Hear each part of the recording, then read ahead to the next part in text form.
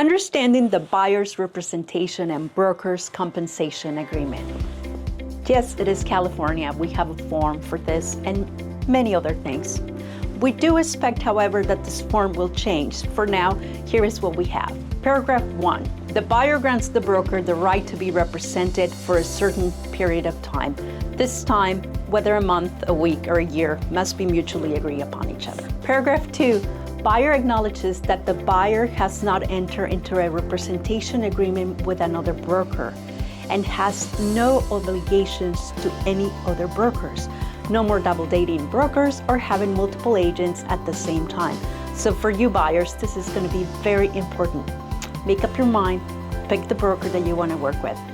Paragraph 3, the property that's going to be acquired, the location, the city, the price range.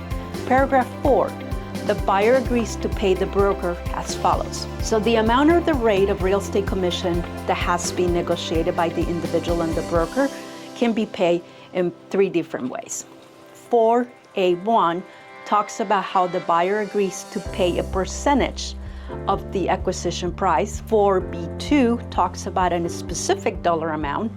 4C3 talks about a compensation that has been scheduled or negotiated, and we have a different attachment for that.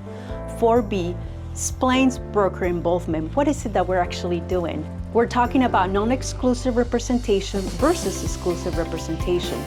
How the buyer physically has entered and was shown the property by the broker, or if the broker actually submitted a signed written offer from the buyer to the seller in order for them to obtain that property. 4C talks about cancellation and how any party can cancel this agreement. The notice must be given in writing. 4F, this one is very important. This paragraph tells the buyer that before we can show you a property, you buyer must disclose to us brokers if you have a buyer compensation agreement with another agent, and if that's the case, we need to see a copy of it. Also, if you don't have one, then we must create one in order for you to see that property. We expect to see some changes on this, but for now, this is what we have. And the list goes on and on. I mean, this document is 3 pages long. We're not talking through the whole thing. To fully understand what the new NAR settlement is asking from you as a buyer, please reach out and let's have a conversation. I'm Jacqueline Stive with Vista Sotheby's International Realty, and I am here to help you.